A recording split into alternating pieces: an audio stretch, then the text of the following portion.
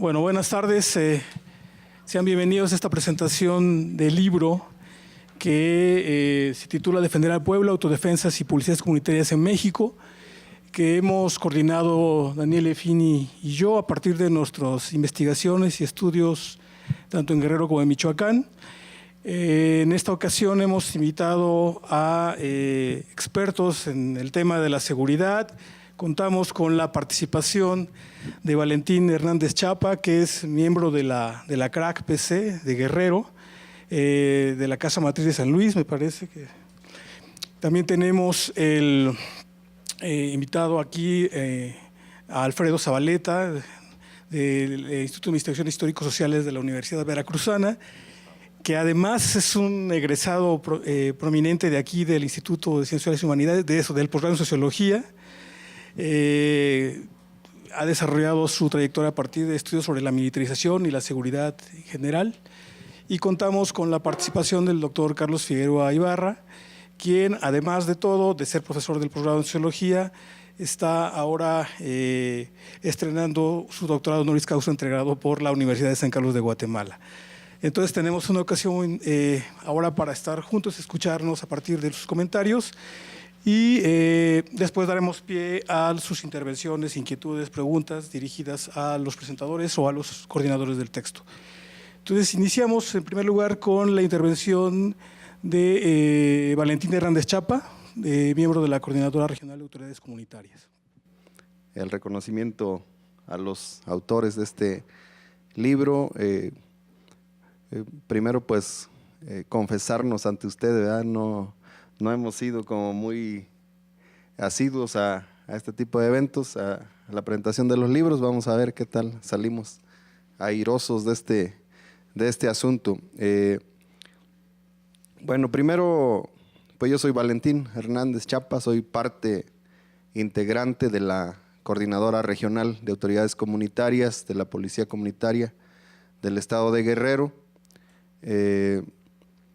Vengo de San Luis Acatlán, la parte de la Costa Chica, que es el lugar emblemático porque es la cuna y bueno, también ahí están sembrados los restos del comandante guerrillero Genaro Vázquez Rojas y es también pues la sede de la casa matriz, la casa originaria de la Casa de Justicia de la CRAC, ¿no? Del sistema comunitario, como le llamamos también allá nosotros, ¿no?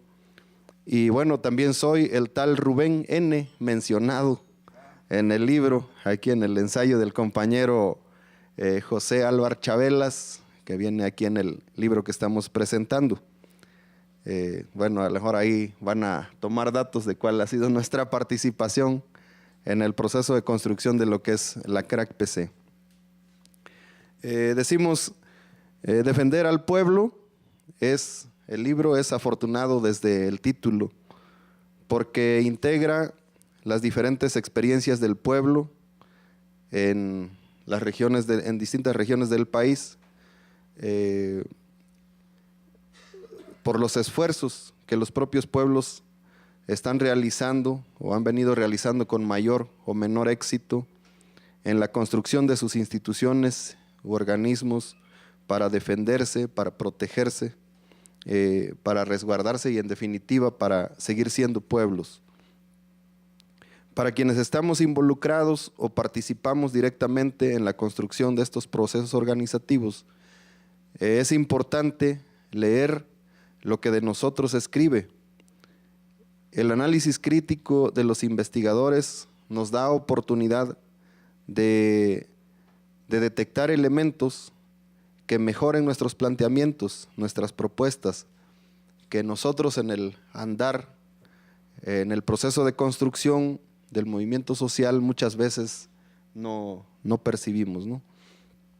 Por eso considero pues que el ejercicio de compilación de estos materiales realizados por el compañero Daniel Fini y Antonio Fuentes, me atrevo a decirles compañeros, los altos grados aquí académicos que tienen, pues para nosotros desde el movimiento social son de gran importancia, ya que devuelven a los actores o protagonistas del movimiento social esta visión desde fuera, pero que también nos animan con este espíritu de construcción. Nuestro reconocimiento especial para Daniel Fini y Antonio Fuentes Díaz por este logro, ¿no?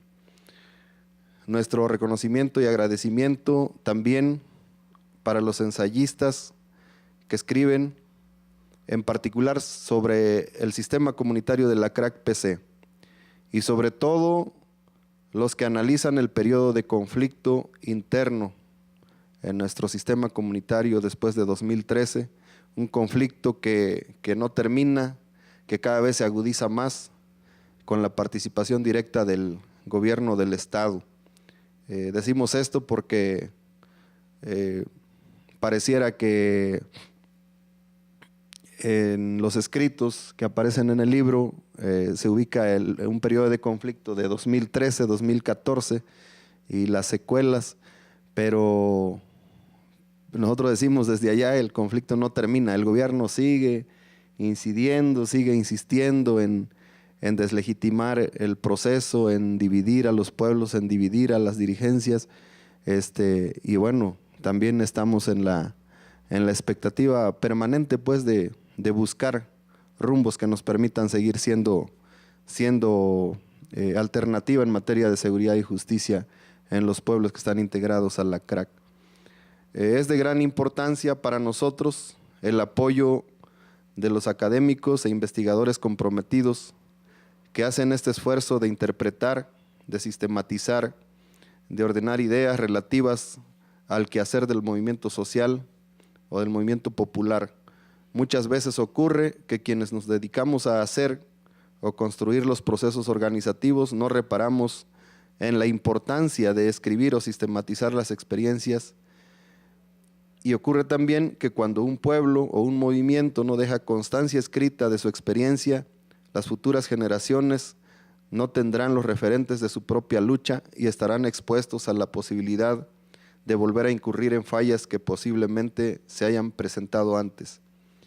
Reitero profundamente al compañero Daniel el agradecimiento por la dedicación puesta en este trabajo, al compañero Antonio Fuentes, los comunitarios de la CRAC-PC reconocemos en ellos a grandes compañeros que han estado pendientes de lo que va ocurriendo en nuestra organización desde hace casi 10 años y que a nosotros en lo particular sí nos ha aportado planteamientos de gran valor para el análisis, la discusión y la toma de decisiones, sobre todo en los últimos años en el proceso de revisión y de actualización de nuestro reglamento interno.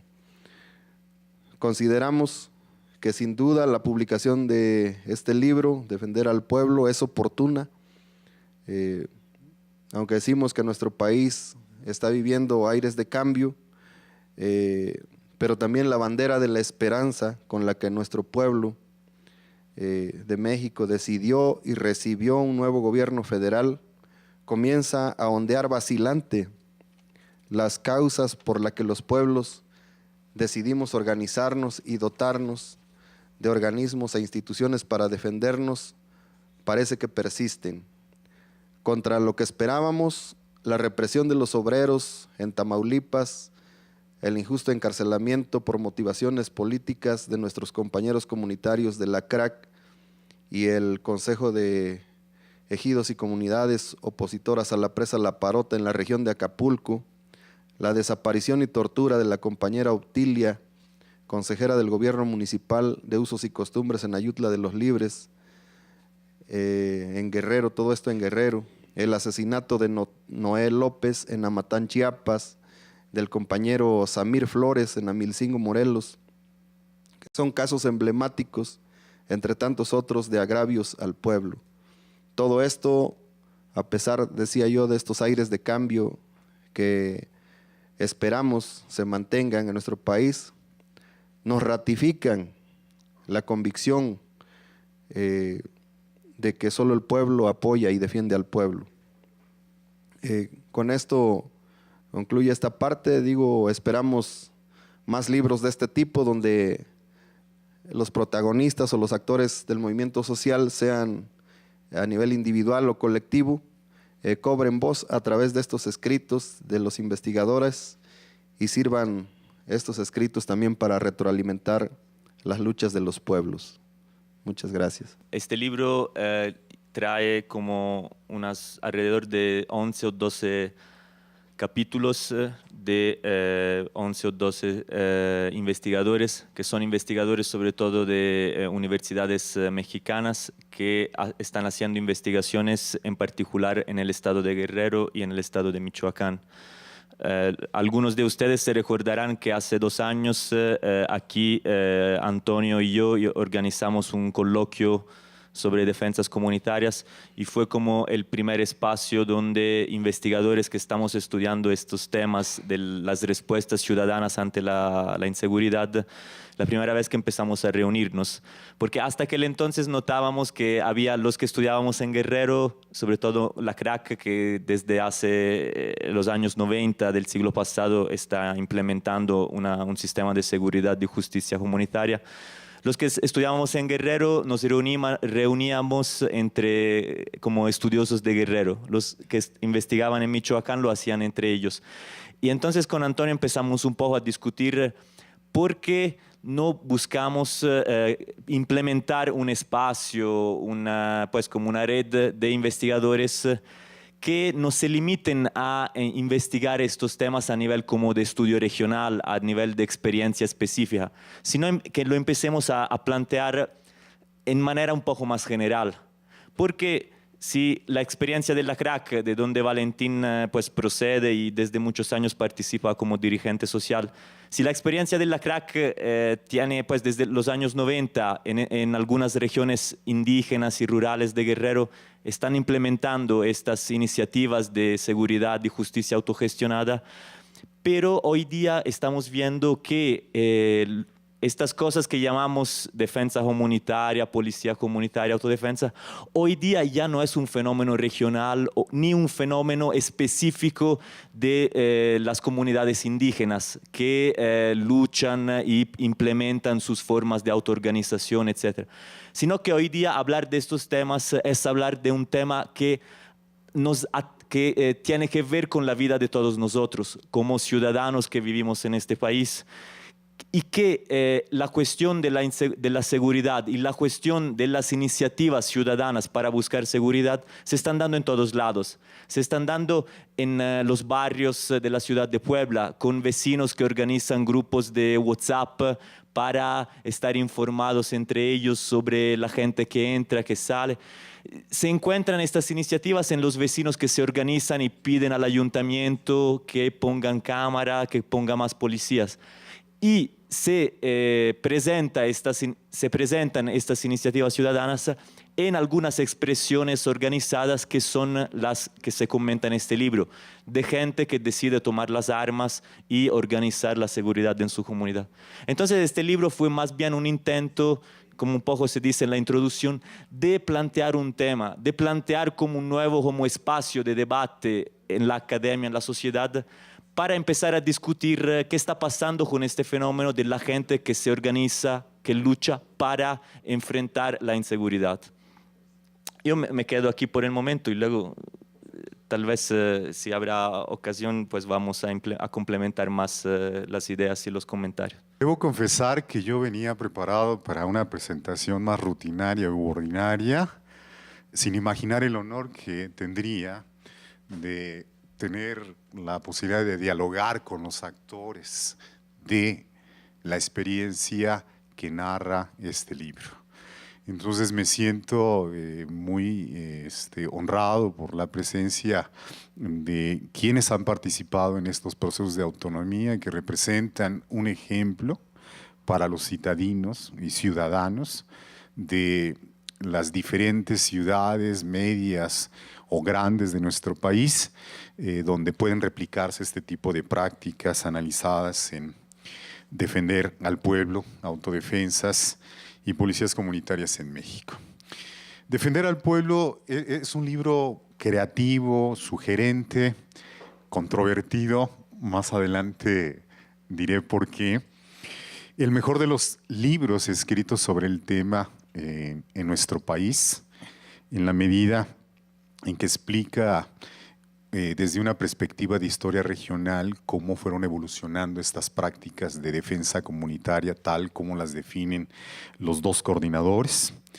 Es un título que por su literalidad podría ser el enunciado de cualquiera de ustedes, porque pienso que uno de los atributos principales del texto es darle la voz a los actores de estas prácticas, pero también es un título que tiene resonancias de un libro de un filósofo francés en el cual no podemos dejar de pensar cuando estamos leyendo el libro, no solo porque coincide con defender la sociedad de Michel Foucault, sino porque este filósofo precisamente proponía una reunión de saberes universitarios y los saberes de los actores sociales para resistir a diferentes formas de poder y dominación. Y no es extraño porque las ideas de este filósofo están presentes en diferentes capítulos del libro, 13 capítulos. El libro está organizado en 3 partes, el primero de ellos en 5 capítulos, el segundo en 6 y el tercero únicamente de 2, donde se encuentra el texto más controvertido y al que quiero dedicarle algunas reflexiones en la parte final de mi presentación. En general, el libro propone un análisis basado en evidencia de campo, a diferencia de otros libros que abordan este tema a partir de la revisión de información en portales digitales de Internet o en notas de prensa. Es decir, su característica principal es haber estado allí dándole la voz a los actores regionales de estos conflictos y de estas alternativas. Defender el pueblo se hizo con archivos de las policías comunitarias, con entrevistas a los líderes, entre ellos uno de los presentadores en esta ocasión en la mesa, análisis de contenido de comunicados de las policías comunitarias o de las autodefensas en San Luis Acatlán, Ayutla, Olinalá, Tistla, en Guerrero, en Cheranos, Tula, entre otros municipios de Michoacán. Estas etnografías, como los universitarios les llamamos a las descripciones de ciertas experiencias de encuentros entre actores sociales y funcionarios estatales, en este caso muy conflictivos y en torno al control territorial de las poblaciones de estos municipios y regiones, son muy útiles para comprender tanto para los universitarios como para el público en general lo que generalmente algunos analistas confunden, que es el poder y la violencia, el desarrollo y la acumulación, porque se concentra fundamentalmente en la descripción de cómo evolucionan las organizaciones de las policías comunitarias, sus conflictos internos, sus segregaciones, sus diferentes proyectos de desarrollo comunitario, sus relaciones con las autoridades gubernamentales de los 3 niveles de gobierno, particularmente las relaciones conflictivas que establecen con las redes ilegales de la violencia organizada. Puede decirse que el libro es una historia regional comparada de la función histórica de estos grupos en un contexto económico y político neoliberal. De tal forma, defender al pueblo caracteriza a las policías comunitarias y a las autodefensas como resistencias diferenciadas, heterogéneas, asimétricas, a la violencia capitalista tal como se manifiesta en la región a partir de la existencia de mineras extractivistas, pero también de diferentes formas de violencia, una pluralidad de violencia organizada, particularmente en las formas de secuestro, cobro de piso, e incluso otros tipos de violencia más cotidiana. En esta lógica, muchos capítulos del libro refieren al contexto de militarización contrainsurgente que se ha desplegado en la región como parte de la política del gobierno federal, no solo en la región, sino en el conjunto del país, que ha traído como consecuencia que las policías comunitarias y las autodefensas tanto de Guerrero como de Michoacán tengan que desplegar diferentes estrategias para poder enfrentar este entorno de la estrategia estatal. Evidentemente que estas estrategias varían según el tipo de experiencia regional, pero en general hay un patrón de resistencia no solo a la contrainsurgencia, sino también a la violencia del crimen organizado.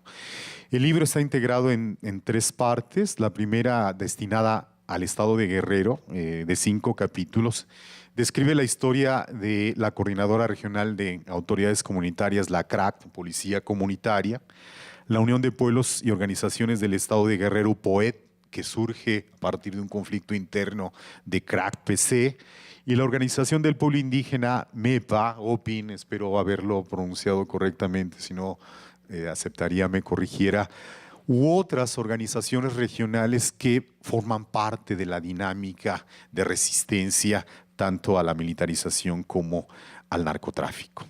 Describe los conflictos organizacionales de las policías comunitarias, los proyectos de desarrollo, de autonomía, así como las dificultades para institucionalizar un sistema de coordinación y las diferentes estrategias utilizadas a pesar del reconocimiento parcial del gobierno del Estado a la CRAC en algún momento determinado. En los primeros 5 capítulos, Daniele Fini contrasta el reconocimiento unilateral de la CRAC por el gobierno de Guerrero con la construcción del sistema de policía comunitaria, que describe como un dispositivo de justicia más justa y menos corrupta del que tenemos en el entorno de impunidad referido por ambos coordinadores en la introducción del libro. Alvar Chabelas narra las diferencias de proyectos de autonomía y desarrollo al interior de la CRAC y la negociación del inusitado registro de armas de los comunitarios por el ejército. Pierre Gossen describe las policías comunitarias como una respuesta a la militarización. Héctor Ortiz y Ana Paola Torres presentan la experiencia de Olinalá, que involucra a Nestora Salgado, y Daniel Gatica advierte la estrategia contrainsurgente que se despliega en diferentes regiones de Guerrero como un dispositivo de contención en el marco del conflicto generado a partir del levantamiento zapatista. La segunda parte de 6 capítulos dedicada a Michoacán analiza la formación de autodefensa en Cherán, Apatzingán, Ostula y Tierra Caliente como proyectos de base comunitaria que resisten la violencia organizada en múltiples formas, como decía hace un rato.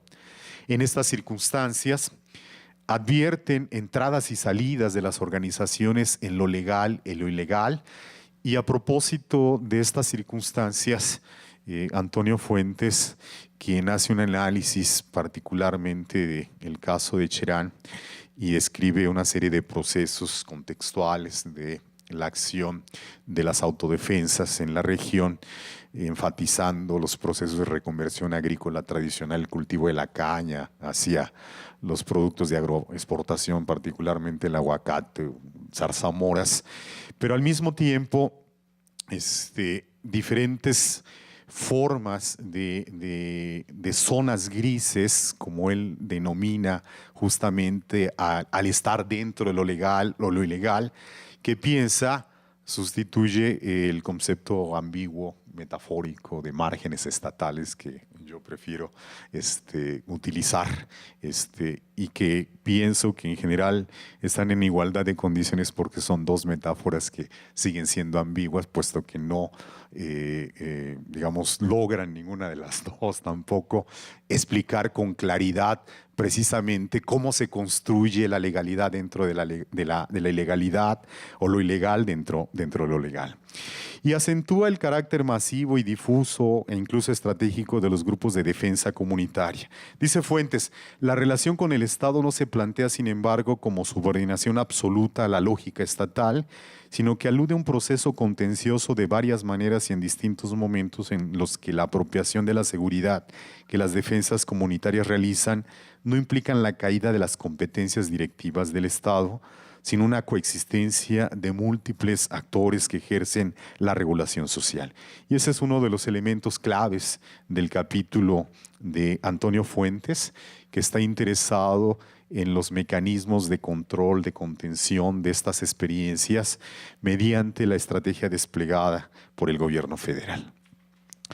Precisamente si al principio decía que este libro es controvertido es porque pienso que la sustitución de metáforas de márgenes estatales utilizado por unos autores del libro a zonas grises, a mi juicio no resuelve el problema de esta indefinición de lo legal y lo ilegal en el cual se actúa cuando se están construyendo estatalidades alternativas mediante este tipo de prácticas.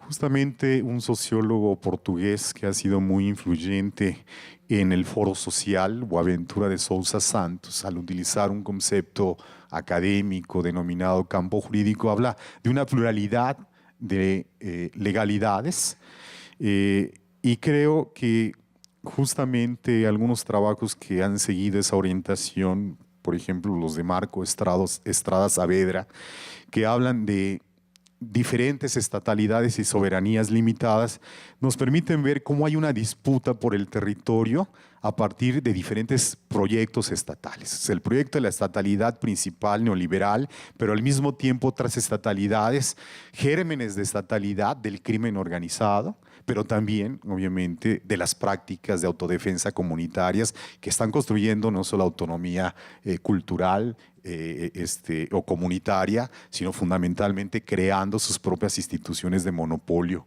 de la violencia física regional. En esta lógica, Giovanna Gasparello recuerda el papel de las rondas comunitarias en Cherán y el proceso autonómico del Consejo Municipal. Jacob Cruz da cuenta de los enfrentamientos entre policías comunitarias y agentes federales a propósito de conflictos por tenencias de la tierra y la autonomía comunitaria en Ostula. Alberto Peniche muestra la heterogeneidad de las estrategias de las autodefensas en Apatzingán, particularmente en Tepalcatepec. Miguel Ángel Vite observa las narrativas de las autodefensas michoacanas y los actores estatales como una especie de construcción cultural en la cual cada uno de ellos sigue una lógica adversarial de construcción del enemigo. Y finalmente Jesús Pérez ofrece 3 instrumentos analíticos para observar descriptivamente este tipo de prácticas regionales, el análisis del contexto, el mapeo de actores y lo que denomina fuentes abiertas.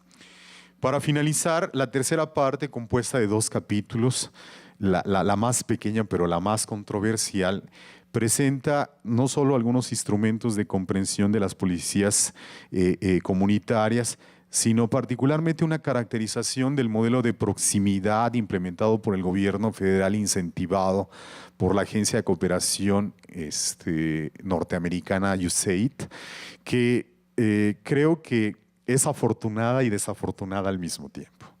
Es afortunada en la medida en que nos permite comprender cómo la cooptación que el gobierno federal en algunos casos de las autodefensas logró al convertir algunas de ellas en fuerza rural, logra institucionalizar imponiendo la estatalidad neoliberal. Pero digo desafortunado porque en las ciudades del país, y hablo particularmente de Ciudad Juárez, hablo de Matamoros, de la zona metropolitana de Tamaulipas, en Guadalajara, en la misma Ciudad de México, en Coatzacoalcos, en Veracruz, en Ciudad Hidalgo, en Chiapas. Ese modelo sencillamente no funcionó porque jamás fue implementado. Entonces, digo, es afortunado en la medida que enfatiza la diferencia fuerte que existe en los logros de la alternativa comunitaria como un mecanismo de autoprotección de las comunidades al margen de la estatalidad neoliberal en un contexto de neoextractivismo o de capitalismo por desposesión. Desafortunado porque parece sugerir, digamos, que podrían equipararse estas experiencias en la relación con el Estado a partir de lo que ha hecho el gobierno federal mediante lo que denomina policía de proximidad o policía comunitaria. Y bueno, justamente este capítulo que a mí me parece muy interesante en el sentido en que nos recuerda las diferentes políticas de seguridad de los gobiernos neoliberales previos a la Cuarta Transformación, me permite pensar un poco en lo que acaba de aprobarse hace algunos minutos en el Senado, que es la Guardia Nacional con mando civil en la Secretaría de Seguridad Pública, porque creo que el gran valor para los universitarios de este libro, más allá de lo que hemos comentado, de darle voz a los actores, es darnos que pensar respecto de qué podemos hacer más allá de estas regiones de, digamos, dinámicas comunitarias donde el tejido social no se destruyó tanto como en las ciudades, y qué vamos a hacer en, vamos, un gobierno que a lo mejor el profesor acepte, podamos compartir la esperanza de que sea un gobierno progresista respecto de cómo garantizar la seguridad para los citadinos y los ciudadanos que no habitamos en localidades rurales, en comunidades indígenas, sino en ciudades fragmentadas en los cuales, digamos, nuestros itinerarios cotidianos son en realidad muy reducidos y nuestra convivencia está basada en la desconfianza, no solo entre nosotros, sino fundamentalmente respecto a las instituciones estatales. Y entonces el punto es, ¿qué tipo de preguntas genera este libro para futuras investigaciones, ¿no? Entonces yo creo que entre algunas de las interrogantes que este libro abre son las siguientes. ¿Por qué en algunas regiones se logra la autonomía y en otras no? ¿No? ¿Qué papel tienen en este proceso autonómico los sistemas de cargo? ¿Cómo se articulan las violencias ordinarias y organizadas? Porque eso es algo que no termina, digamos, por articularse entre los diferentes capítulos. Se dice los primeros trabajos de la policía comunitaria fueron para garantizar, digamos, la reducción de delitos ordinarios como asaltos, violencia sexual, que terminaban favoreciendo a las multinacionales, a las refresqueras, y después, obviamente, en un contexto ya más abiertamente extractivista, obviamente se trata de defender el territorio, los recursos, el ambiente, etcétera, etcétera, ¿no? ¿Cómo se resuelven los conflictos con las autoridades municipales electas? Hay algunos elementos en algunos capítulos de estos poderes paralelos que se están enfrentando de manera muy conflictiva. ¿Cómo podrían replicarse estas experiencias, estas alternativas que ha logrado la población mexicana en localidades y en comunidades en nuestras ciudades? ¿Por qué las iniciativas de redes nacionales de autodefensas han fracasado? Es decir, ¿por qué la iniciativa impulsada por Mireles no ha logrado concretarse, no ha logrado llevar esta experiencia a otros lugares del país? ¿Qué hace Mireles pretendiendo dirigir la nueva Guardia Nacional? Ustedes dirán, eso hay que preguntárselo a Mireles, no a los autores del libro, ni mucho menos a los actores de la experiencia, pero es sorprendente que Mireles esté pidiendo apoyo para dirigir la Guardia Nacional en medio de un litigio respecto de las características de esta policía que se pretende una nueva institución de una nueva estatalidad, ¿no? Y finalmente, ¿qué otras alternativas existirían a la Guardia Nacional si en efecto ese es un arquetipo constitucional que defiende el presidente de la República y que ha sido rechazado no solo por actores nacionales sino internacionales? Y evidentemente esto yo lo pensé antes de lo que se había resuelto, porque en estos días el país ha estado en vilo respecto de qué era lo que iba a resolver el Senado en relación a la propuesta de la Guardia Nacional, que tal como se había establecido la última minuta, volvía a tener un mando militar y volvía a ser adscrito a la Secretaría de Defensa.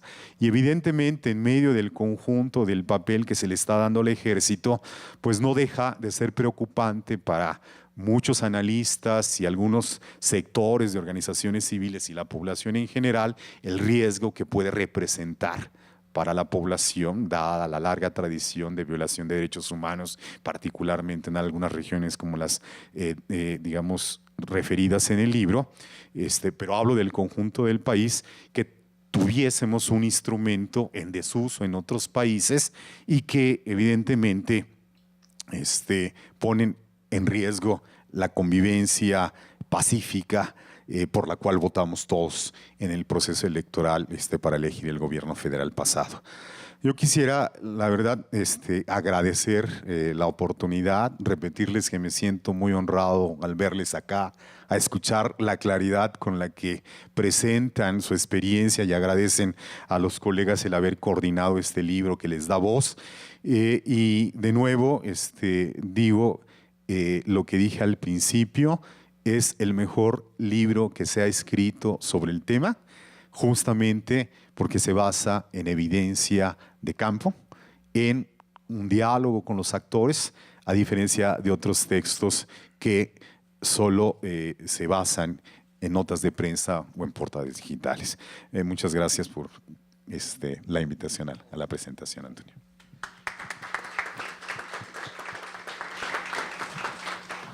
Pues agradecemos los comentarios de Alfredo. Vamos a estudiar, hacer nuestra tarea respecto a esas cuestiones. Ahora damos la palabra a Carlos Figueroa. Quiero decirles que ahora que empecé a leer partes del libro y algunos capítulos, recordé el relato que me hizo Nestora Salgado. Algunas de las veces en que he convivido con ella. Ha acontecido varias veces.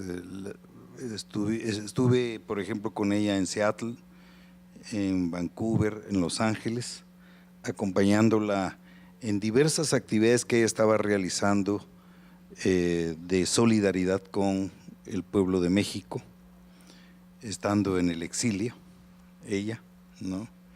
Y yo cumpliendo mis funciones como secretario nacional de Derechos Humanos de Morena. Tuve oportunidad entonces de platicar largamente con ella y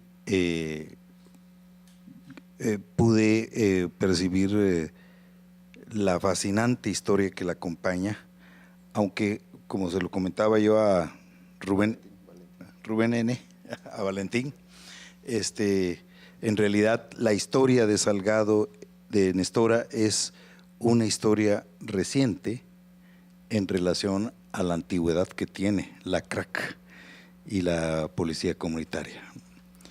Nestora tuvo una historia fulgurante y fulminante como comandanta de la policía comunitaria en Olinalá. En realidad, habiéndose fundado la CRAC PC en 1995, como nos informa el libro y como lo saben los especialistas, Nestora se involucró en todo este proceso hasta el año 2012. En un proceso que es, a mí me parece, como la mezcla de un sedimento organizativo, pero también de un hecho totalmente espontáneo. Porque ella estaba ahí en Olinalá, su pueblo, porque había llegado de visita y estando de visita su padre se enfermó y se enfermó gravemente. Por lo tanto, tuvo que alargar su estancia, meses y meses, esperando el desenlace de la enfermedad de su padre. En esa espera fue que un día en la mañana escuchó las campanas del pueblo de Olinalá y salió a ver qué es lo que pasaba.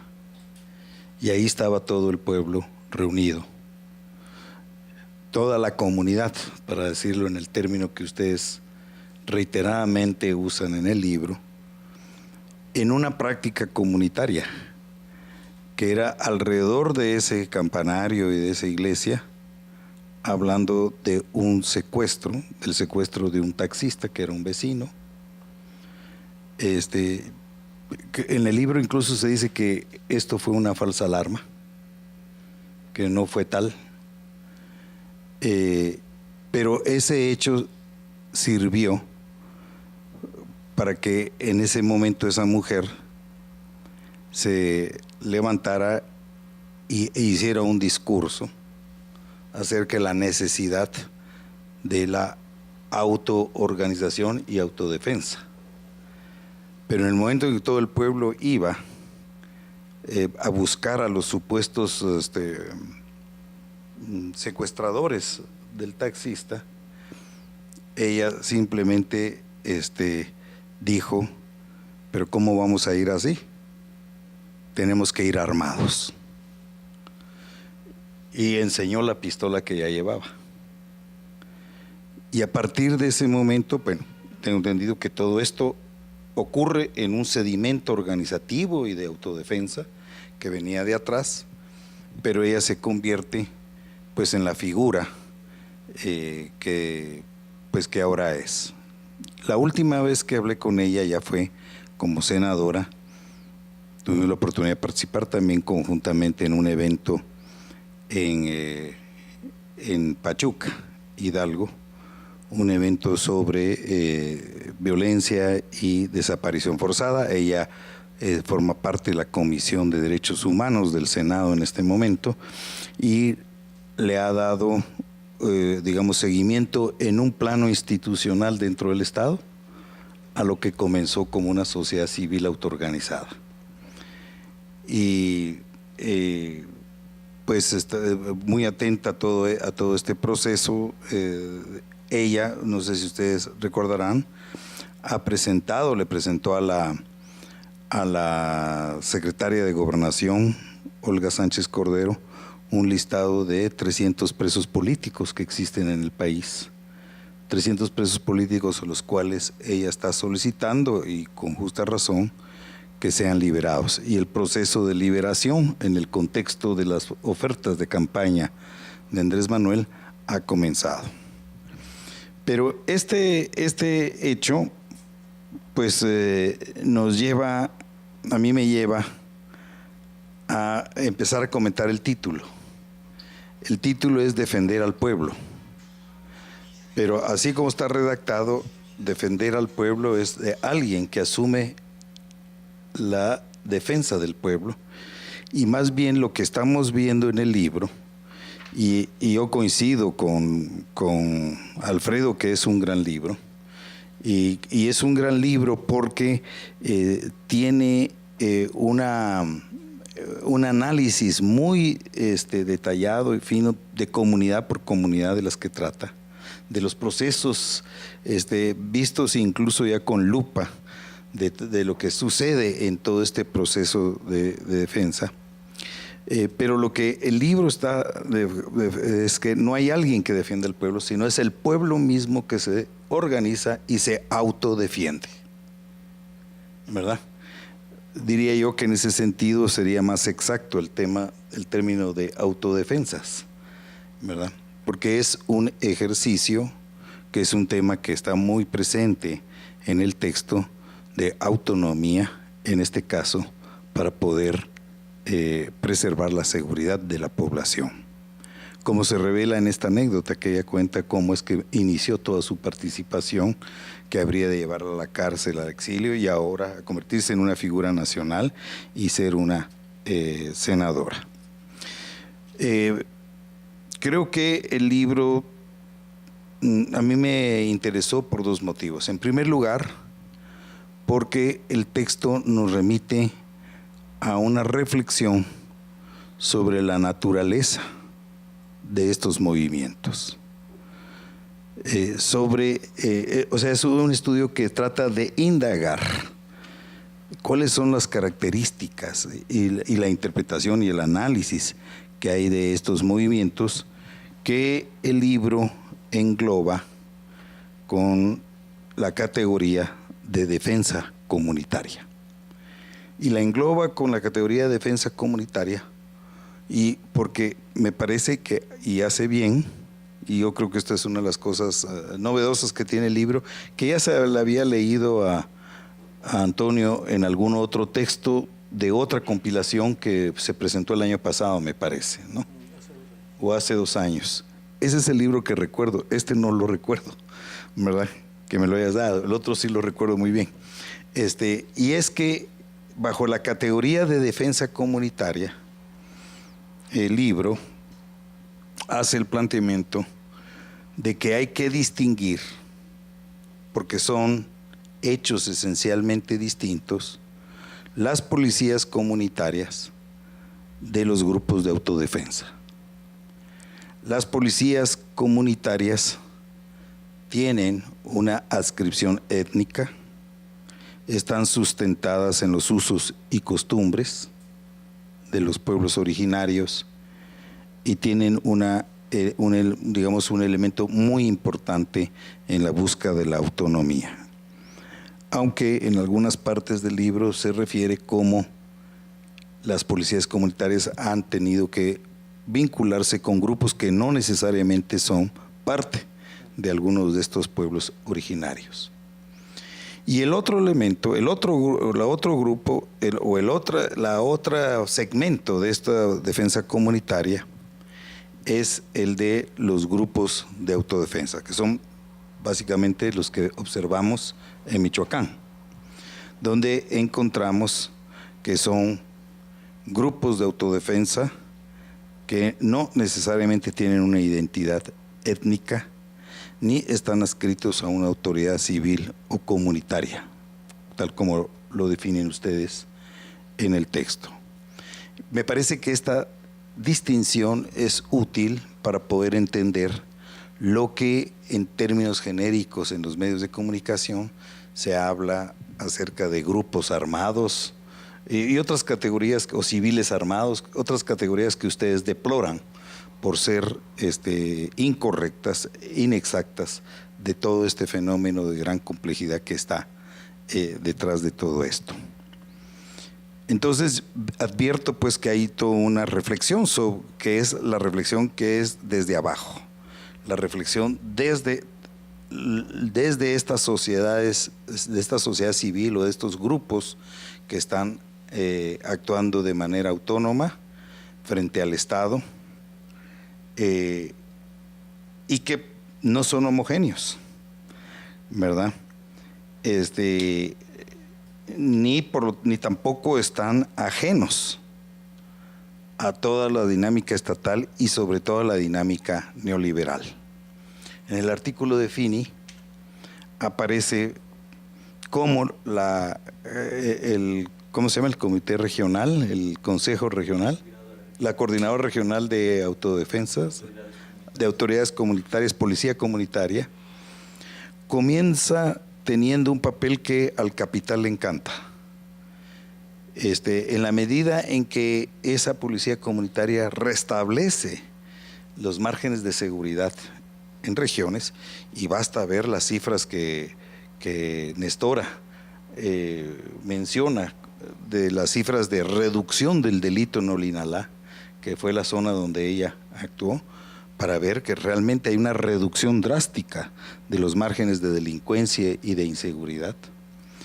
Y entonces, dice Fini, la CRAC-PC es una suerte de facilitador de los negocios de empresas capitalistas, porque las empresas capitalistas que actúan en esa zona tienen el margen de seguridad, lo que el Estado debería hacer, lo hacen estas policías comunitarias para poder desempeñar sus negocios. Sin embargo, nos dice Daniel Fini, estas policías pasan de ser facilitadores de negocios de las empresas capitalistas a verdaderas piedras en el zapato, a obstáculo principal a las empresas mineras que empiezan a establecerse en esa región. Entonces, el capital, pues sí, en efecto aparece allí, y yo creo que uno de los elementos muy importantes que se advierten a lo largo del libro, porque yo creo que es una de las causas de todo este fenómeno que el libro estudia, es todo el desenvolvimiento neoliberal y las consecuencias que esto tiene en las comunidades. Hay en el libro, y me pareció particularmente claro en el libro de ¿es Fini o Fini? Fini, de Daniel, cómo la defensa comunitaria se convierte en un vehículo de rearticulación de prácticas comunitarias. Ya existen esas prácticas comunitarias, pero la autodefensa la refuerza. Y bueno, yo creo que Esto es, digamos, forma parte de todo ese estudio. En el artículo de Chabelas me llamó muchísimo la atención todas las divergencias en el seno de las autodefensas. Bueno, sabíamos las divergencias, por ejemplo, en las autodefensas de Michoacán, ¿verdad? Cómo el papá Pitufo andaba chafeando, como Mireles tenía otro tipo de postura. Aquí encontramos en este artículo divergencias que tienen que ver con el tema de cómo se relaciona la policía comunitaria con el Estado. Es decir, cómo concibe su papel en relación al desarrollo y a la autonomía. Y aparecen dos actores representativos de dos posiciones distintas. Aparece Juan, ¿qué es? Juan X y Rubén N, ¿verdad? Y como siempre, pues yo siempre hago lecturas políticas y siempre ando viendo con qué me alineo, ¿verdad? A mí me parece la posición de Rubén N una posición con la que yo podría simpatizar más, ¿no? Y no lo digo porque esté presente. El planteamiento es, si la policía comunitaria estaría solamente abocada a la autodefensa, a la seguridad, o si la policía comunitaria se mete en otras tareas que tienen que ver con las prácticas comunitarias y con la defensa no de la vida, sino de la calidad de vida de eso. O ¿cómo es que se concibe la autonomía? El autor incluso habla de autonomía abierta y de autonomía cerrada, ¿no? La posición de Rubén hablaría de una autonomía abierta, es decir, una autonomía, pero en un diálogo constante con el interlocutor, que es el Estado. Y yo no sé si es porque soy de Morena, pero a mí me gusta más esa posición, ¿verdad? Probablemente John Holloway estaría en la otra, ¿verdad? Sí. Bueno, entonces, como ven ustedes, hay elementos que a mí me resultaron particularmente novedosos en lo que es, digamos, el estudio de todos estos movimientos desde adentro. Y me parece que los autores logran, porque hacen práctica de campo, porque están metidos en los lugares, porque hacen entrevistas, porque tienen relación con interlocutores, incluso aquí advierto que hay algunos de ellos en el público, y por lo tanto hay un estudio desde adentro. El otro elemento que a mí me parece que es un elemento de discusión, ya lo mencionó René, iba a decir René Zabaleta, Alfredo Zabaleta, lo mencionó en su disertación. Es un tema que tiene que ver con el Estado, porque es el Estado y sus deficiencias, sus falencias o sus neofuncionalidades, como ustedes dicen, lo que está detrás del surgimiento de todos estos grupos. Lo que está detrás incluso de otro fenómeno que Antonio ha estudiado, que es el tema de los linchamientos, que es una suerte de ejercicio perverso de autonomía, ¿verdad? ¿Qué es lo que origina todo este hecho? Y Daniel y Antonio tienen una postura que la plantean desde el principio. Dicen: el Estado no falla, sino presenta nuevas formas funcionales para la acumulación y la regulación social. Yo diría que este párrafo es pues un párrafo medular de la interpretación que ellos hacen del Estado, ¿no? Entiendo que se pronuncian en contra de la categoría de Estado fallido, que interpretan todo esto que está sucediendo simplemente como una forma distinta de actuar del Estado, de una neoestatalidad o estatalidad paralela. Y ahí es donde entra toda esta discusión de si son zonas grises, si son márgenes estatales o son vacíos estatales, como yo lo he escrito y publicado en algunas oportunidades. Zonas grises, márgenes vacíos. El hecho cierto es que nos enfrentamos en México a una situación que a mí, yo la he podido percibir y soy particularmente sensible para percibirle por mi propia historia, ¿no? Hoy estamos observando pues aproximadamente unos 250,000 asesinados en los últimos 11 años. Hay 30, 35,000, 40, hasta 40,000, así en las cifras de desaparecidos en los últimos años.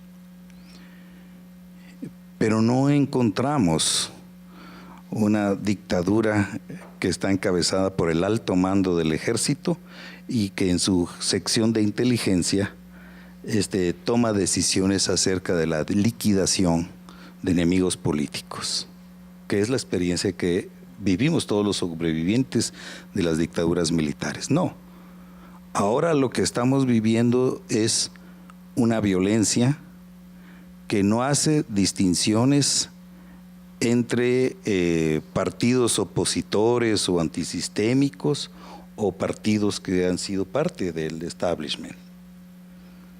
Y las cifras, por ejemplo, de asesinatos en la campaña electoral del año pasado lo reflejan.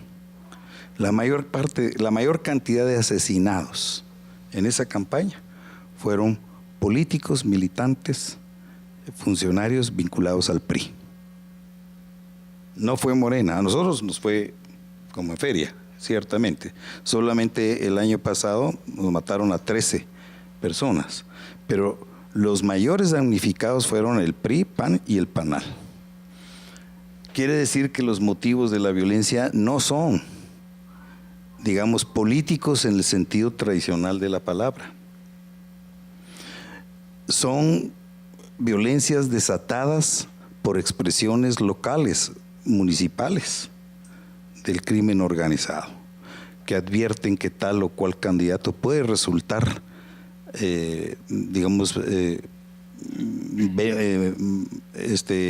pernicioso para los propios intereses, y que tiene que ver con el hecho, que yo lo he hecho ya varias veces, pero que no es ocioso decirlo: 2/3 partes de los municipios de México están bajo el control o influencia del crimen organizado. Entonces, buena parte de la violencia que se observa en todos estos lados tiene que ver con ese hecho. Y hay que ver incluso las cifras de presidentes municipales, candidatos a presidentes municipales, expresidentes municipales, presidentes municipales interinos, familiares de presidentes municipales, la cantidad de muertos que tienen todas estas categorías en los últimos años. Entonces la pregunta es, porque podríamos definir una interpretación, estas autodefensas, estas policías comunitarias, los linchamientos mismos surgen porque hay un Estado que está presente, pero que no cumple con las funciones que la teoría liberal del Estado plantea. A ver, la teoría liberal del Estado plantea que el Estado es la encarnación de lo público, que es la encarnación del espíritu universal, diría Hegel, en términos filosóficos, y que además también, como diría Max Weber, es el conjunto de instituciones que tienen el monopolio de la violencia legítima, y que además también el Estado ejerce plena soberanía en cada una de las pulgadas del territorio nacional que comprende esa soberanía. Y entonces lo que estamos observando es que en México y en muchos otros países, ya no digamos el Triángulo Norte de Centroamérica, esto que dice la teoría del Estado no sucede. Están los vacíos estatales, pero esos vacíos estatales o los márgenes estatales o las zonas grises, pues no nos vamos a pelear aquí por el nombre. El hecho cierto es que hay una zona que inmediatamente es ocupada por actores, que son, como diría Gramsci, los actores más morbosos que pueda haber, ¿verdad? Y entonces encontramos presidentes municipales, jefes policíacos, que no son representantes del Estado realmente, sino están actuando a nombre de uno de los en nombre y representación de uno de los carteles. Ahora que hemos ganado un montón de presidencias municipales, pues las noticias que hemos tenido es que llegan los capos y le dicen, mire, no lo vamos a hacer problema, pero usted nos deja al de la policía de tránsito y al jefe de la policía municipal. Eso lo ponemos nosotros. ¿Y qué hace alguien que es honesto? Se enfrenta ante la disyuntiva de plata o plomo, o colaborar o ser ejecutado. Entonces, esto es lo que estamos viviendo ahora. Y estamos viviendo además una situación en la que el 98%, que hay una tasa de ineficiencia judicial del 98-99%, ¿no? Basta ver las cifras de violencia contra mujeres aquí en Puebla, ahorita no las traigo presentes, pero la tasa de impunidad que existe ante la violencia hacia las mujeres es elevadísima, lo cual es muestra de todo, no solamente de una visión patriarcal, sino yo diría de una falla sistémica del Estado. Podría decirse, es que el Estado no falla porque finalmente, como dicen Daniel y Toño, lo que estamos viendo es realmente nuevas formas funcionales para la acumulación y la regulación social. Pero el Estado no solamente sirve para garantizar la reproducción amplia del capital. Ustedes mismos hablan de regulación social y la regulación social implica también formas de ejercicio de lo público que no son mera farsa, que son una realidad. Yo lo que sostengo aquí es que lo público es una realidad que existe, independientemente del contenido de clase que tenga ese Estado. No nos vamos a pelear de si este Estado tiene un contenido burgués, porque es evidente. Vean ustedes, el gobierno de la Cuarta Transformación, una de sus principales preocupaciones es que el gran capital no se le alebreste. Y ahí tiene la coordinación, el consejo de asesores, ¿verdad? Y este Estado, para poder tener viabilidad bajo el gobierno de la Cuarta Transformación, tiene que tener una relación directa con el capital y tenerlos contentos, lo cual no quiere decir que no se busque, lo cual es uno de los preceptos, la separación del poder político del poder económico, que ese es uno de los planteamientos que este gobierno tiene y que los gobiernos neoliberales no lo tienen. Entonces, esto digamos que es otro de los problemas que a mí me asaltó cuando leí el libro, porque no es un problema que me genera este libro, es el problema que me genera una categoría, la de Estado fallido, que surgió en los laboratorios de la CIA y que se inventó para poder legitimar las intervenciones de los Estados Unidos en estados que ellos califican como fallidos, ¿verdad? El problema es que cuando uno advierte en la realidad cómo existen esas zonas grises, esa ambigüedad en la que uno no sabe si el funcionario con el que está hablando es el burócrata racional del cual habló alguna vez Max Weber o es un agente del Chapo Guzmán. Cuando no se sabe eso, cuando vivimos en esa zona gris, en esa penumbra, en esa cuestión ambigua que está provocada precisamente porque el Estado ha dejado realmente de existir, si partimos de una determinada noción de Estado, lo cual no quiere decir que deje de existir para lo que es fundamental, que es la reproducción ampliada del capital. Porque una de las cosas que a mí me dicen es, ¿cómo vas a hablar de Estado fallido? Si este Estado fallido lo que hizo, lo que tú dices que es Estado fallido, lo que hizo fue crear los más grandes capitales que tengan noticia de la historia de México. Metió a no sé cuántos mexicanos en la lista Forbes de multimillonarios. Es un Estado profundamente exitoso en lo que se refiere a la acumulación de capital. Entonces no es un Estado fallido. Bueno, desde esa perspectiva no es un Estado fallido, pero si concebimos el Estado solamente como eso y no como un ente que incluso tiene que garantizar una hegemonía y que tiene que cumplir, entre otras cosas, el pacto jovesiano, es decir, garantizar la seguridad, porque ese es uno de los presupuestos internos, de la lógica interna que tienen estos estados, pues uno no tiene sino que ponerse a pensar, si no es fallido, entonces ¿qué será? Pero no es lo que nosotros habíamos pensado, no es, ¿verdad? Si tenemos un montón de gángsters de corbata y saco. Cuando vemos, con esto termino, cuando vemos, y aquí en el estado de Puebla, vivimos el asunto del llamado huachicoleo. Buena parte del tiempo nosotros nos dimos la imagen de que los huachicoleros eran unos tipos generalmente rurales, parecidos a los narcos, que empezaron a chupar ductos en todo el Triángulo Rojo, Tepeaca, Catzingo, toda esa zona de ahí, ¿verdad? Pero ahora sabemos, con las cifras oficiales, que estos huachicoleros solamente se roban el 20% del combustible que se roba en México. El 80% del combustible se roba desde adentro de Pemex y participan altísimos funcionarios que están organizados en mafias criminales dentro del Estado. Esta es la realidad que estamos viviendo y yo diría que este es el contexto en el que surge un Mireles, ¿verdad? Surge una Nestora Salgado, que son las figuras más visibles, pues estoy mencionando, yo entiendo que estos movimientos van mucho más allá de estas figuras, van personas como este compañero Valentín, ¿no?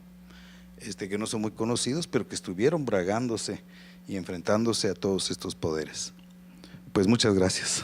Quiero hacer otros agradecimientos en general. Obviamente agradecer a los autores de los capítulos del libro que fuimos conociendo en el transcurso de estas investigaciones, conociendo a gente que trabajaba estos temas y generando, digamos, su cooperación para impulsar un debate y organizar también el debate sobre estos temas. También quiero obviamente agradecer a los dictaminadores del libro, entre ellos a Alfredo Zabaleta, que ya habías leído alguna parte de este libro, a Leticia Rivermar, a Víctor Andrade, entre otros que ahora no nos acompañan. A la licenciada Margarita, que coordinó todos los esfuerzos para la cuestión legal de este libro.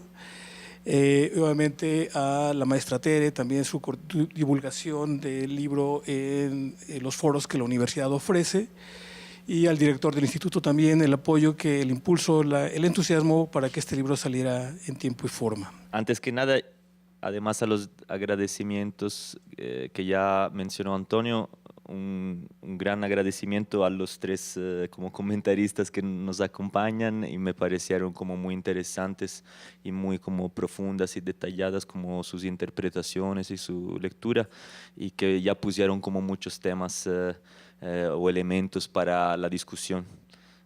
Yo pues nada más, entonces trato de ser súper breve para luego, no sé si quieres complementar tú y pasamos la palabra a eventuales como preguntas, comentarios, a lo que quieren preguntar a nuestros como comentaristas o a los que estamos aquí. A mí me parece, no voy a decir nada más sobre el libro ya lo han comentado muy bien los comentaristas en manera como muy detallada, y entonces ya saben que es un libro que vale la pena leer.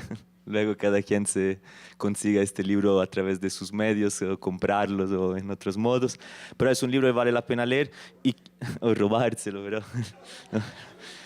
cada quien lo sabe. No, sí, quería enfatizar un poco esto, ¿no? También pues para hacer comentarios, ¿no? Que nos lleven más allá de este libro, ¿no?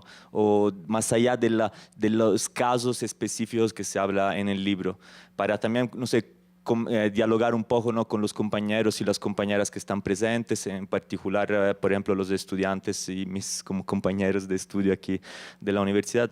Me parece, ¿no?, que lo que han apreciado y enfatizado mucho los comentaristas es esto, ¿no?, de que la relevancia de este libro es que habla de un tema a partir de estudios etnográficos.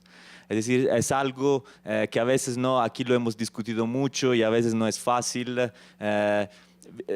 hablar de lo que nos rodea, de lo que nos interesa conocer, de lo que pasa, pero con la necesidad pues, de ir directamente pues, en los lugares. Obviamente, en muchos de estos lugares que se narran aquí no es fácil entrar y pues como hay también una dimensión de cuidado, de valentía, ¿no?, de muchos de los colegas que han investigado en algunos lugares, como los en Michoacán.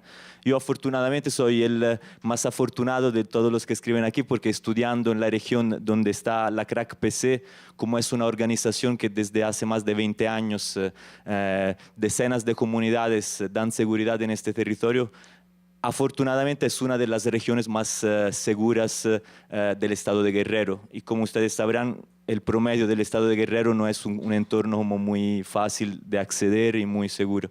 Y entonces creo que también aquí no es una casualidad que si ustedes se ponen a revisar las estadísticas de INEGI sobre delitos en los últimos 10 años o 12, que se da como esta subida exponencial de los delitos en el país, y Guerrero es una de estas regiones donde salen exponencialmente los índices como de asesinatos, de secuestros. Los municipios donde históricamente ha operado la CRAC son entre los municipios con el menor nivel pues, de delitos en comparación a otras regiones del Estado. Entonces, esto es un hecho que la autoorganización del pueblo en la seguridad, en muchos casos, como es el caso ejemplar de la CRAC, sí representa la posibilidad de frenar o de obstaculizar como esta expansión de la delincuencia y de los delitos que se vive en muchas partes. Al mismo tiempo, pero, un dato que yo quiero enfatizar pues, para salir del libro: en el estado de Guerrero, la CRAC por 20 años fue la única experiencia de este tipo, una experiencia que fue un referente para todos los que surgieron después, la gente en Olinalá y en otras regiones y de otras organizaciones. La CRAC representó pues, un referente en términos organizativos. La CRAC fue, y Valentín y otros compañeros en estos años han sido invitados en Morelos, en el estado de Puebla, en muchos lugares, por otras organizaciones que le piden vayan en sus comunidades a contarle cómo se han organizado en Guerrero para traer como inspiración, para nutrirse de su experiencia con el objetivo de organizarse cada quien en su lugar. Desde 2012 y en particular 2013, en todo Guerrero se expande el fenómeno de la defensa comunitaria en Michoacán. Hoy día no sé si hay datos o estimaciones sobre cuánta gente, cuántos grupos hay en Guerrero. Hace 2 o 3 años se estimaba que había 20,000 ciudadanos armados en el solo estado de Guerrero. Hoy día hay, no sé, yo podría decir, creo que no me equivoco a decir, hay varias centenas de comunidades en Guerrero organizadas, la mayoría de las cuales ya no son de la CRAC, son de otros procesos, otras organizaciones. Desde 2013 hay miles de gente en Guerrero que toman las armas y más de 2/3 de los municipios tienen presencia de ciudadanos organizados para enfrentar la inseguridad. A pesar de esto, en los últimos años los índices delictivos y los asesinatos en Guerrero han aumentado. Entonces, no sé si este dato pueda corresponder, es decir, si esta reflexión que hago sobre Guerrero pueda corresponder en Michoacán, porque no conozco los datos. Pero también ahí es interesante cómo en ciertas regiones el surgimiento de grupos de ciudadanos que enfrentan la inseguridad no ha llevado a una baja de delitos. En muchos otros lugares sí. Y al mismo tiempo esto nos lleva al último mío comentario, a pensar la complejidad de este fenómeno. Porque la complejidad no tanto de los fenómenos en sí mismos, sino la complejidad de esta sociedad, de estas zonas grises, márgenes del Estado, que hacen que los procesos que surgen a su interior o que surgen en contra de la sociedad misma o de los fenómenos sociales mismos, son necesariamente procesos contradictorios y complejos. Esto, lo que quiero decir es que aquí, por ejemplo, en el caso de Guerrero, casi todos los capítulos son sobre la CRAC, porque por esto es un referente importante, no solo por la cuestión de la defensa comunitaria, sino por los procesos de la lucha por la autonomía indígena, de la lucha para la construcción de una nueva sociedad, etcétera, etcétera. Pero casi no se menciona por varios motivos muchos nuevos procesos que se están dando hoy día en Guerrero. Si vamos a observar de estos procesos, hay grupos de policías comunitarias o que se nombran como policía comunitaria o con nombres parecidos que en algunos lugares se enfrentan entre ellos. En otros lugares hay grupos de policía ciudadana, esto se llama, que se han movilizados para cumplir operativos de contrainsurgencia. Por ejemplo, en contra de del SECOP, de las comunidades de Acapulco que se oponen a la presa La Parota. Hay en otras regiones como municipio de Chilapa, como la sierra alrededor de Chilpancingo, que son regiones que por una marginación histórica y sobre todo generada por el neoliberalismo a desmantelar las instituciones de apoyo al campesinado, etc., son regiones donde mucha gente se metió al cultivo de los psicótropos. Y entonces campesinos que por necesidad cultivan droga y se vinculan necesariamente con actores criminales, etc. En estas regiones, estoy hablando de Chilapa, de la sierra alrededor de Chilpancingo, surgen grupos de policías comunitarias que no se sabe bien quién está atrás de ellos, o por lo menos yo no conozco, pero a partir de las informaciones periodísticas, etcétera, hay vinculaciones con grupos criminales. Hay grupos en Chilapa que son policías comunitarias que al parecer tienen un respaldo de sus comunidades, de sus estructuras, que se disparan y se matan entre ellos, como ha pasado hace 15 días, y que cada quien acusa al otro grupo de ser vinculado a un cártel o al otro. Entonces, lo que quería decir con este comentario es como desbordando el tema, desbordando los ejemplos del libro. Hoy día hablar de defensa comunitaria es hablar de un fenómeno donde es un fenómeno que fue abierto, que fue inaugurado por prácticas colectivas de lucha, como fue mayoritariamente la CRAC en Guerrero, y que han abierto como un nuevo horizonte en el imaginario colectivo. La CRAC incluso ha abierto una nueva posibilidad, incluso en términos de reconocimiento legal de estas experiencias, porque desde 2011 tiene un parcial reconocimiento en la legislación del Estado de Guerrero. Entonces, estas como iniciativas colectivas mayoritariamente desde abajo, en contra de injusticias sociales que se viven, es decir, prácticas colectivas para buscar una vida digna, han abierto un nuevo horizonte en el imaginario colectivo. Esta idea de que se puede organizarse ante la inseguridad y que es legítimo hacerlo. Y en este horizonte que han abierto parece que hay muchos actores que se están como subiendo como a este nuevo fenómeno, a esta nueva idea de la autodefensa, que convierte el fenómeno de la defensa comunitaria en un fenómeno tan complejo, que creo que todavía no estamos investigando. Obviamente en Guerrero lo hemos comentado muchas veces. ¿Por qué todos han ido con la CRAC? ¿Por qué era la más chida? ¿Por qué hablar de la CRAC era hablar de una experiencia de lucha y de autonomía? Hablar de los grupos que no se sabe si son narcos, no se sabe si son cooptados por el gobierno. A un investigador crítico no lo atrae mucho. Pero también es una cuestión que en otras regiones de Guerrero, donde hay estos grupos como de defensa comunitaria más ambiguos, también es una cuestión que muchos no han entrado por cuestiones también de inseguridad. A mí todos los amigos de Guerrero siempre me han dicho, oye, ten cuidado a ir en estas zonas, que no es lo mismo ir en la zona de la CRAC, donde, como les decía, sí son zonas mucho más seguras que el promedio. Entonces, aquí termino diciendo que me parece que con este libro podemos inaugurar como este ámbito conceptual, no recuerdo cómo Toño lo nombraba, es decir, abrimos como un debate claro e interesante en la academia de decir, no es una cuestión de autonomía indígena, es un problema central y de todo el país, aunque aquí solo estudiamos 2 estados del país.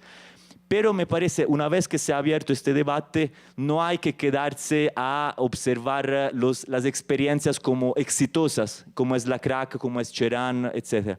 Sino que hay que asumir totalmente la complejidad de este fenómeno, que es un reflejo de la complejidad de esta sociedad, y empezar a, pues, a preguntarse, ¿no?, realmente al interior de este panorama cuáles son los diferentes actores que se han insertado y que están casi como aprovechando de la legitimidad de estas experiencias, que es una legitimidad creada por muchos de los procesos desde abajo y comunitarios, pero que ha hecho o que ha vuelto o que ha abierto la posibilidad de que tantos actores puedan entrar en eso y usar la defensa comunitaria como un espacio o como una estrategia para encubrir o enmascarar como otros intereses. Con esto aquí termino mi intervención y vuelvo a pasar la palabra.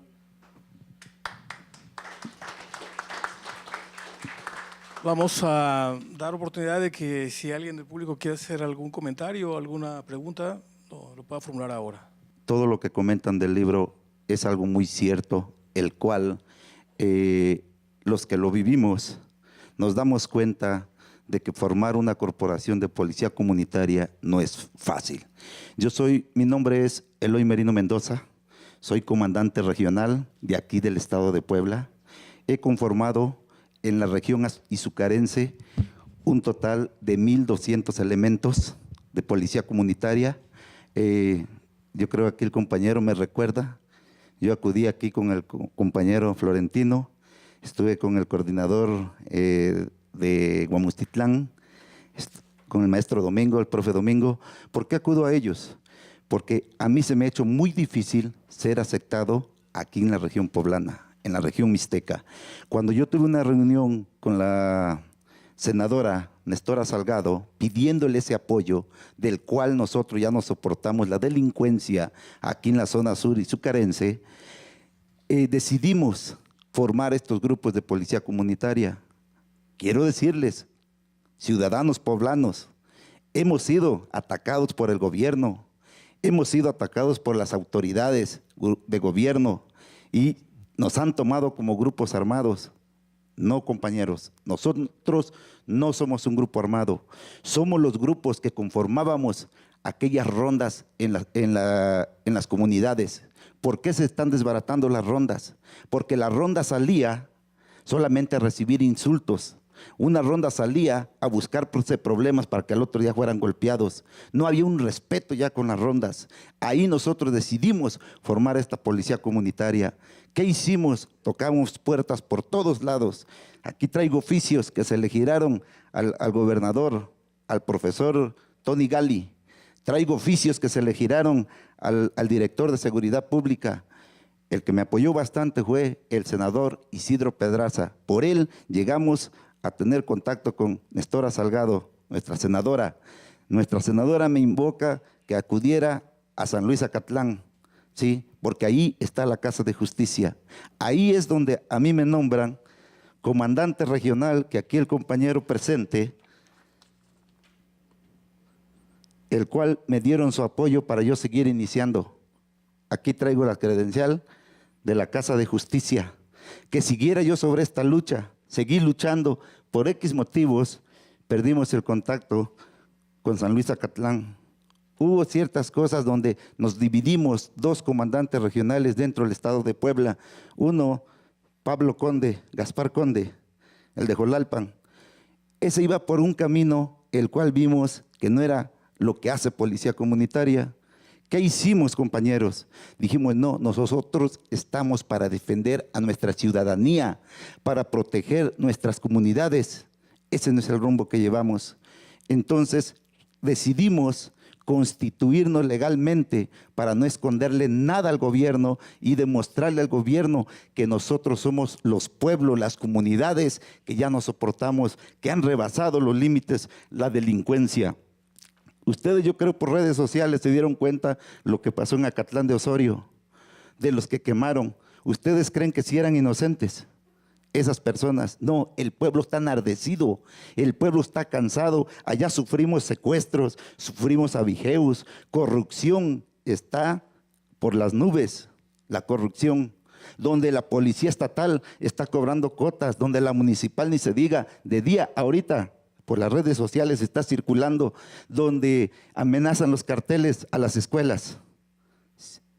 Ahorita de día usted va a Izúcar de Matamoros, hierve de estatales y federales y soldados. Vaya a las 11, 12 de la noche, no encuentra ninguno. Lo único que andamos nosotros sin apoyo, sin nada, andamos circulando todas las comunidades. Ya somos un total de más de 2,000 elementos, comunidades que nos hemos unido. Aquí les traigo la lista de todas las comunidades. Esta es una parte, porque por la región de Chaucla de Tapia, lo que es Izcamilpa de Guerrero, Puebla, tenemos 10 comunidades más conformadas.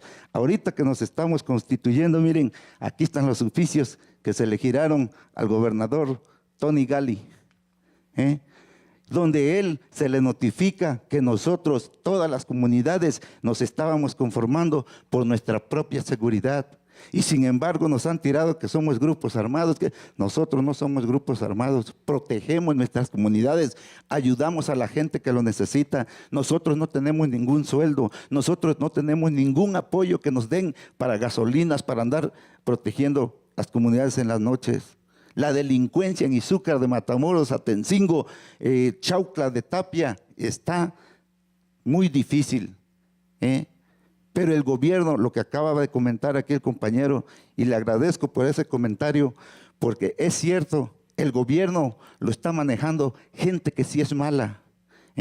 Cuando nos presentamos por redes sociales, salimos, cuando estuvimos en Chaucla de Tapia, decían que eran grupos de autodefensas de Guerrero que se habían metido a Chaucla de Tapia. No, señores, fuimos nosotros de Guerrero, tenemos un buen contacto con los compañeros de Guerrero, hemos estado coordinando. ¿Por qué? Porque para nosotros es un patrón el cual tomamos por su experiencia que ellos tienen dentro de los servicios de policía comunitaria. Nosotros aquí en Puebla no tenemos una casa de justicia. Desgraciadamente nos está costando demasiado para poder encontrar esta legalidad. Ahorita nos estamos constituyendo. Tenemos nuestra acta constitutiva ya como fuerza territorial poblana. Aquí está donde estamos mostrándole al gobierno, donde nosotros no escondemos nada, donde nosotros colaboramos el trabajo o hacemos el trabajo que ellos no hacen. ¿Sí? Hemos parado bastantes secuestros. Abigeo, aquí hay compañeros que vienen de las comunidades donde ya no podías tener 2, 3 animalitos porque llegaban y de un momento se llevaban todos, te dejaban sin nada. Se ha circulado el tráfico de órganos para esa región. Hemos parado los robos, secuestros, abigeo y estamos en contra de todo lo que es la corrupción. En Izúcar de Matamoros y todas esas regiones que colindan con Guerrero, la corrupción está pesada, robo de motos, robo de autos, es un desastre, ya no se puede vivir. Y fue la única forma que decidimos o encontramos conformar estos grupos de policía comunitaria. Acá cuando quisimos constituirnos nos dijeron, policía comunitaria no entra en este lugar. Hay que cambiar ciertas cosas en la constitución política del Estado. Fíjese hasta dónde, y sí es muy cierto, cada estado tiene su constitución política, pero hay una que es federal, ¿sí? Y ahí dice que todos los mexicanos tenemos derecho y viene por usos y costumbres, lo que decía el compañero, ¿sí? Entonces es como nace esta policía comunitaria. Ahorita, vuelvo a reiterar, somos arriba de 2,000 elementos ya, pero nos está costando una estrella del cielo para poder, aún estando ya constituidos, y buscando la legalidad ante el gobierno. En un principio, cuando nosotros acudimos a San Luis Acatlán, a la Casa de Justicia, se le giró oficio al director de Seguridad Pública de aquí de Puebla. Como él sentía que iba por la misma línea, nos dio la entrada que nos iba a apoyar y nos gira el oficio, nos lo recibió y todo. Cuando él sintió que Morena estaba entrando y perdía su línea, inmediatamente nos cierra las puertas, ¿sí? Nos cierra las puertas y le vuelvo a regresar el oficio con el primero que nos había aceptado, ¿sí? Y entonces para nosotros ha sido muy difícil aquí en la región poblana. Tenemos 40 elementos aquí pegadito a la ciudad, que es en Huejotzingo y el municipio de Nialtican, ¿sí? Aquí tenemos 40 elementos, estamos extendiéndonos en toda la región poblana y sobre de lo que sea nosotros no vamos a parar porque nosotros somos ciudadanos también.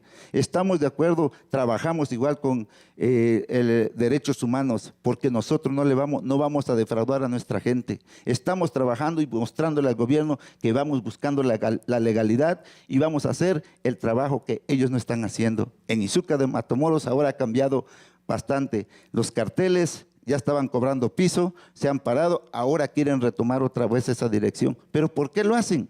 Porque hay dentro del gobierno mucha gente, órale, esta es tu área, tú éntrale con tu cuota. Nosotros nos hemos enfrentado con muchas situaciones de esas y por eso es que a nosotros no nos dejan, pero la gente, la ciudadanía es la que nos está apoyando y tenemos fe que esa gente es la que nos va a levantar. Esa gente que nos apoya, ya se abrió una... por las redes sociales, ahí aparece Policía Comunitaria en el estado de Puebla. Ahí van a ver, nosotros como comunitarios hacemos labor social, que una comunidad necesita, de que viene la fiesta, necesita apoyo, vamos 50, vamos 200 elementos a apoyarles a esa comunidad, que necesitan labor social, vamos, limpiamos sus calles, les ayudamos a limpiar el pueblo para que tengan su fiesta segura y tranquila en ese lugar. Entonces, compañeros, aquí esto de policía comunitaria es un trabajo bien difícil porque te toman, principalmente el peor enemigo es el gobierno, el que te ataca, es el que te dice, no, es que eso es un grupo armado, lo que decían sobre el armamento. Nosotros estamos manejando este tipo y gracias aquí a los compañeros que nos dieron la clave para poder registrar el armamento. Nos enfrentamos con carteles que pertenecen al tráfico de órganos. ¿Ustedes creen que vamos a enfrentarlos con resorteras? Ellos traen armamento pesado, arma de gruesos calibres. Nosotros vamos con escopetitas de un tiro.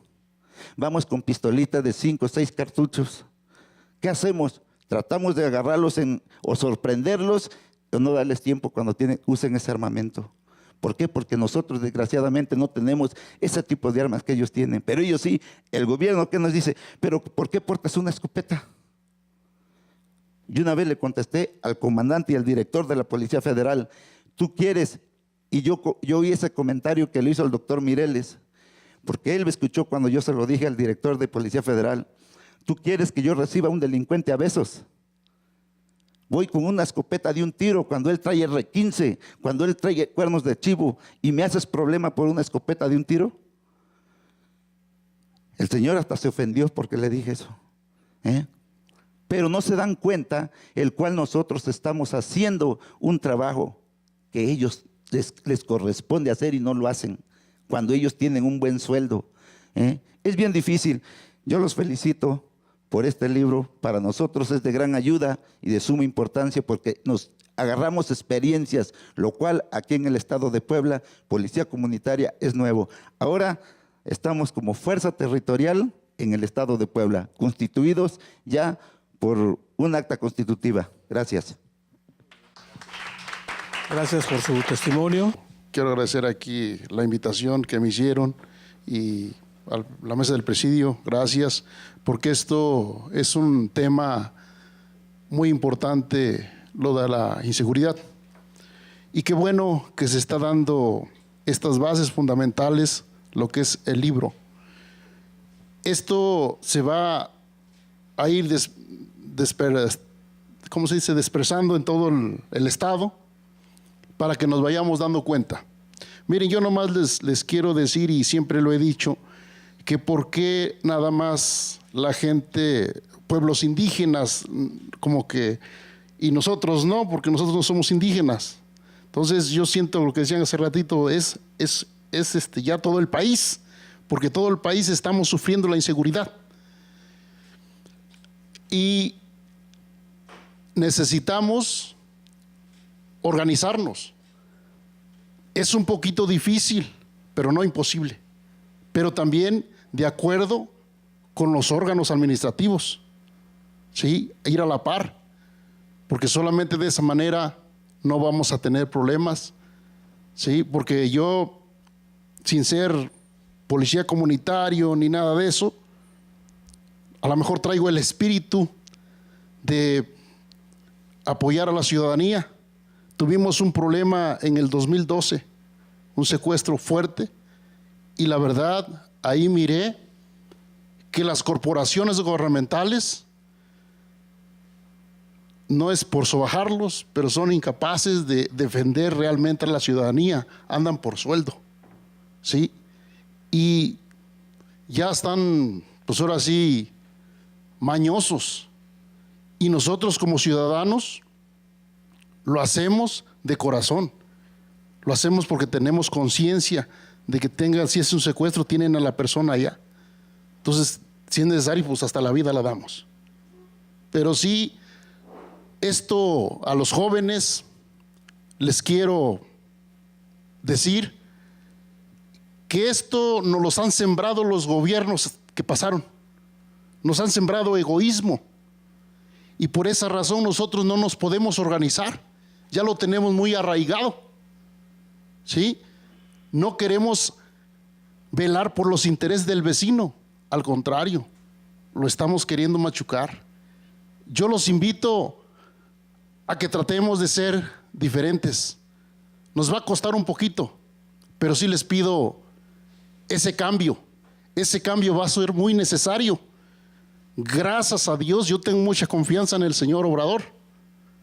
Sí, ya el cambio ya lo está dando allá, pero también tenemos que poner la parte nosotros, como ciudadanos, en cada rinconcito del país, tenemos que hacer ese cambio.